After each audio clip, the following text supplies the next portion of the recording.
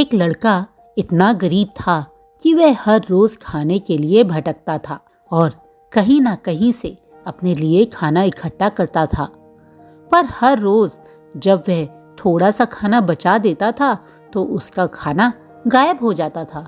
उसे समझ नहीं आ रहा था कि वह खुद इतना गरीब है और इस गरीब से भी क्या कोई खाना चुरा सकता है। एक दिन उसने निश्चय किया कि वह उस चोर का पता लगाएगा जो उसका खाना रोज चुराता है। जब उसने अच्छे से जांच पड़ताल की तो उसे पता चला कि एक चूहा है जो रोज उसका खाना चुराता है।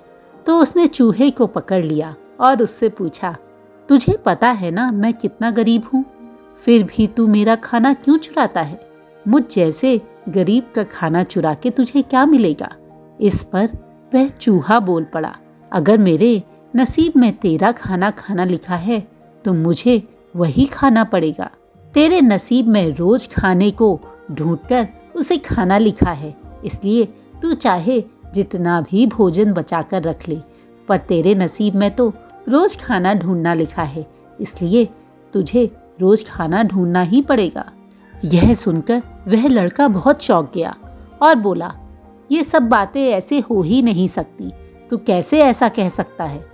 मेरी किस्मत में क्या लिखा है उसे तू कैसे जान सकता है? चूहा तो चला गया, लेकिन वह लड़का बहुत परेशान हो गया। वह अपने इन सारे सवालों का जवाब चाहता था। तभी उसे पता चला कि बहुत दूर पहाड़ों के पीछे एक साधु रहता है, उसके पास हर किसी के सवालों का जवाब है। तो वह लड़का उस साधु से मिलने के लिए निकल पड़ा। चलते चलते बहुत रात हो गई, उसे भूख भी लगाई थी और अब उसके पैर भी थक गए थे। तभी उसने देखा कि वहां पर एक शानदार हवेली है। उसने हवेली का दरवाज़ा खटखटाया और जब मालिक बाहर निकला तो उसने उससे पूछा, क्या मैं यहाँ पर रात में सो सकता हूँ? क्या आप मुझे कुछ खाने को भी दे सकते हैं? उस व्यक्ति ने पूछा, बेटा इतनी रात को तुम कहाँ जा रहे हो? लड़के ने सारी बात बताई और कहा कि वह उस महान सन्यासी से मिलने जा रहा है। सेठ ने कहा, हाँ तुम्हें मैं अपने पास रात में रख सकता हूँ, लेकिन क्या तुम मेरा एक सवाल भी उस सन्यासी से पूछोगे? लड़के ने कहा, हाँ क्यों नहीं, आप बताइए। सेठ बोला, मेरी एक 18 साल की लड़की है जो बोल नहीं सकती, क्या इसकी कभी आवाज़ वापस आएगी? अगर तुम उस सन्यासी से मिलो तो उससे ये सवाल ज़रूर पूछना। लड़के ने कहा, हाँ मैं ज़रूर पूछूंगा, और उनको धन्यवाद दिया कि उन्होंने उसे रात भर ठहरने की इजाज़त दी। अगली सुबह वह लड़का वहाँ से निकल पड़ा। आगे रास्ते में बहुत बड़े बड़े बर्फ से ढके पहाड़ थे। वह बड़ी मुश्किल से पहाड़ों पर चढ़ रहा था। तभी उसे वहाँ एक जादूगर दिखा। उसने लड़के से पूछा, तुम इस भयानक पहाड़ों के रास्ते से कहाँ जाना चाहते हो? लड़के ने बताया कि वह उस सन्यासी से मिलने जा रहा है और अपनी किस्मत के बारे में पूछना चाहता है। जादूगर ने कहा, अगर तुम उस सन्यासी से मिलोगे तो क्या मेरे एक सवाल का जवाब पूछ लोगे? लड़के ने कहा, हाँ आप अपना सवाल बताइए। जादूगर बोला, मैं हजारों साल से तपस्या कर रहा हूँ ताकि मैं स्वर्ग में जा सकूं, और मेरे हिसाब से अब तक तो मुझे स्वर्ग में चले जाना चाहिए था। तो मैं यह जानना चाहता हूँ कि क्या मैं कभी स्वर्ग जा सकूंगा? लड़के ने कहा, ठीक है, मैं आपका सवाल सन्यासी से जरूर पूछूंगा। जादूगर खुश हो गया। उसने लड़के को एक छड़ी दी और उस छड़ी की मदद से लड़का बर्फीले पहाड़ को चीरता हुआ आगे बढ़ गया। जब वह आगे बढ़ा तो उसके सामने एक और चुनौती खड़ी थी। वहाँ एक बहुत ही विशाल नदी थी। वह उस नदी को खुद पार नहीं कर सकता था। तभी उसकी मुलाकात वहाँ पर एक विशालकाय कछुए से हुई।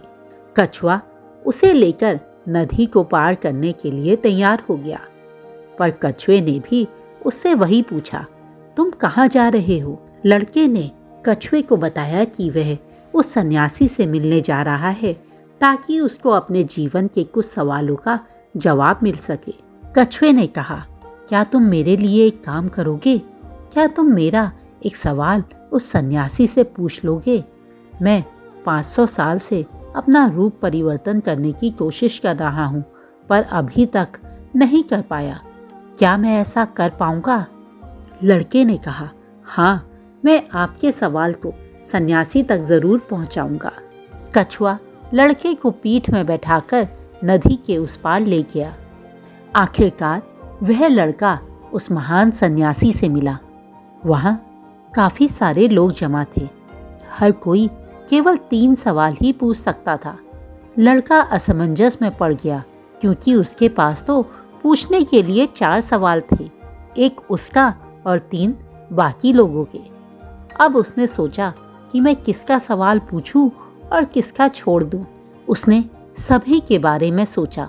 पहले उस लड़की के बारे में जो केवल 18 साल की है और जिसने अभी तक एक शब्द भी नहीं बोला।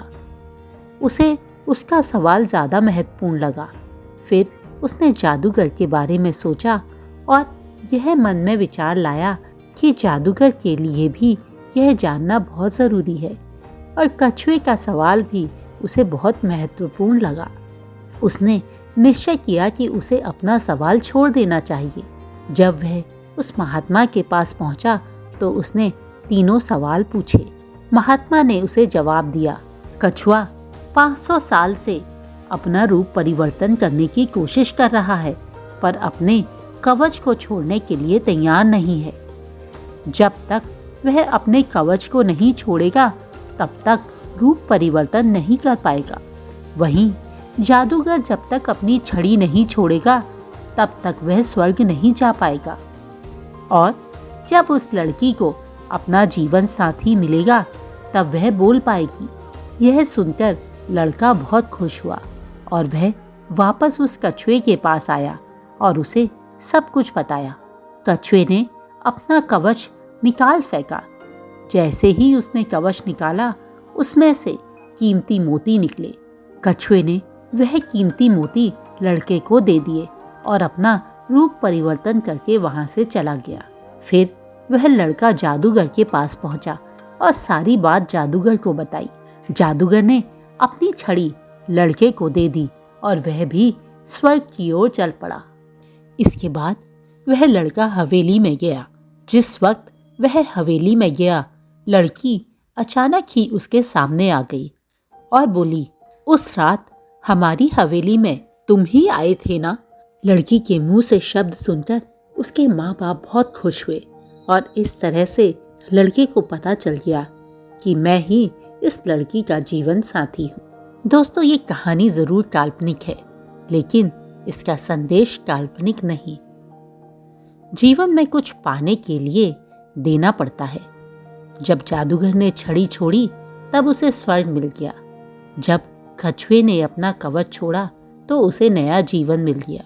जीवन में कुछ बड़ा करने के लिए हमें अपने कंफर्ट जोन से बाहर निकलना ही पड़ता है। पानी का जहाज सबसे ज्यादा किनारे पर ही होता है, पर जहाज किनारे के लिए बना नहीं होता। वह 20 समंदर में लहरों को चीरता हुआ आगे बढ़ने के लिए बना होता है। इसलिए जीवन में कुछ बड़ा करने के लिए रिस्क तो लेना पड़ता ही है। और अगर आपको लगता है कि आपके जीवन में बहुत सारी प्रॉब्लम्स हैं, तो ज़रा एक नज़र उन लोगों के ऊपर डालिए जिनके पास घर नहीं है, जिनके पास खाने के लिए रोटी नहीं है, जो सर्दियों की ठिठुरती रातों पर सड़क पर सोते हैं। दुनिया में समस्याओं की कमी नहीं है। कोई देख नहीं सकता तो कोई चल नहीं सकता, कोई बोल नहीं सकता। अब आप बताइए, क्या आपकी समस्या बहुत बड़ी है? दोस्तों, ज़िंदगी में हमेशा एक पॉजिटिव सोच के साथ आगे बढ़ना चाहिए। अगर हम वाकई में कुछ करना चाहते हैं तो बस अपने लक्ष्य पर ध्यान दीजिए। हमसे वो काम हो पाएगा या नहीं, ये तो बात की बात है। पहले से अपने मन में इसका निर्णय मत लीजिए। सबसे पहली बात यह है कि हमें ये काम करना है, और जब हमें कोई काम करना है तो बस हमें वो काम करना है। उसका परिणाम क्या होगा उसकी चिंता मत कीजिए। जब आप चल पड़ेंगे तो आप कहीं ना कहीं ज़रूर पहुँचेंगे। तो बस कदम बढ़ाकर आगे चल पड़िए। अपनी समस्याओं को अनदेखा कर दीजिए। ये समस्याएं ही हैं जो आपको रोकती हैं, जो आपको पीछे मोड़ती हैं। बस आगे बढ़ने के बारे में सोचिए। उन लोगों को अपनी प्रेरणा बनाइए जो ज़िंदगी में कुछ कर गुजरे हैं। और ये याद रखिए कि आपको आगे बढ़ना है उन लोगों की मदद के लिए जो शायद वहाँ तक नहीं पहुँच पाए। ये कहानी आपको कैसी लगी मुझे कमेंट में लिखकर ज़रूर बताइएगा। अगर आपको ये कहानी पसंद आई है तो मेरे चैनल को सब्सक्राइब करना मत भूलिएगा।